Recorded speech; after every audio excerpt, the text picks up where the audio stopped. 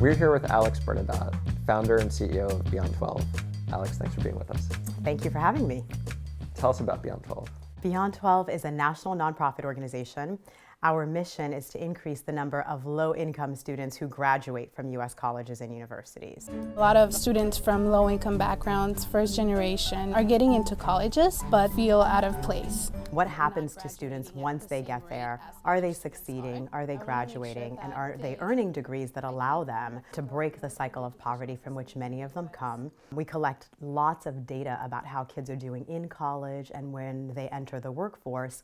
And we feed that data back to our K-12 system to help them make decisions about the efficacy of their college readiness models and programs. And the idea is once they have the data, they're supposed to supplement the curriculum or what they're teaching young people so that they're better prepared? Exactly. That's the idea. So to do it systemically, it's not just about changing the young people in the story, but it's about changing the institutions in their lives. Because right now they're operating without a direct link, and the unfortunate impact of that disconnect is that we're graduating lots of students who are college eligible but not college ready. Do you find that it's hard, even with the provision of that data, to change the way that schools do business? Absolutely. That's the most difficult piece of the work that we do. And if we don't get to that piece, then we will have failed as an organization. You can have the data and it can be actionable, but how do you ultimately change the way that our schools are functioning based on the data? And our hypothesis is that you provide them with individual student level data. So it's not just about this anonymous blog of students, but you can say, Johnny, who was your valedictorian, who you thought was just going to sail through, actually dropped out. You were born in Haiti. I was born in Port-au-Prince. How did you get from being born in Port-au-Prince to the US to become the founder of Beyond 12?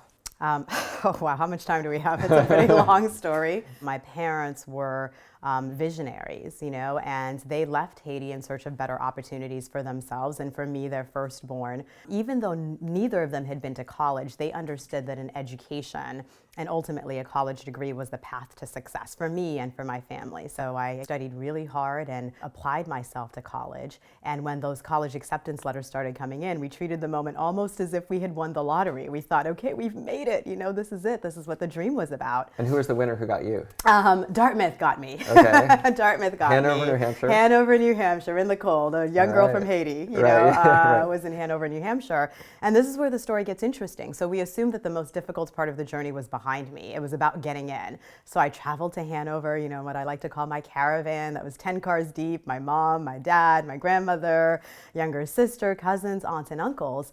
And when they left, it was sort of like, okay, you're done, you've made it and this is it. But it wasn't it. I completely bombed my freshman year at Dartmouth. I failed academically, socially, emotionally. But those are the issues that a lot of students have. Affordability is a big one, the skyrocketing costs of higher education, academic preparation, students not having the college knowledge because they're the first in their families, so they don't understand how to navigate the system. My story has a happy ending, so I was able to turn things around, and I did graduate from Dartmouth, and I did become the first in my family to earn a college degree. Unfortunately, that's not the case for hundreds and thousands of students with backgrounds and stories similar to mine. Only 8% of students from the lowest income quartile can expect to earn a bachelor's degree by their mid-20s, and that statistic just didn't sit well with me. Is there a larger national import here? Absolutely. If we want to be able to compete, as a nation in this global technology-driven environment, we can no longer afford to educate only a select few. We have to ensure that all of our students are empowered and inspired to achieve their life dreams and their life successes. And we have to do better. We have to do better as a nation. And without it, I think our democracy fails. Thanks for being with us. Thank you so much.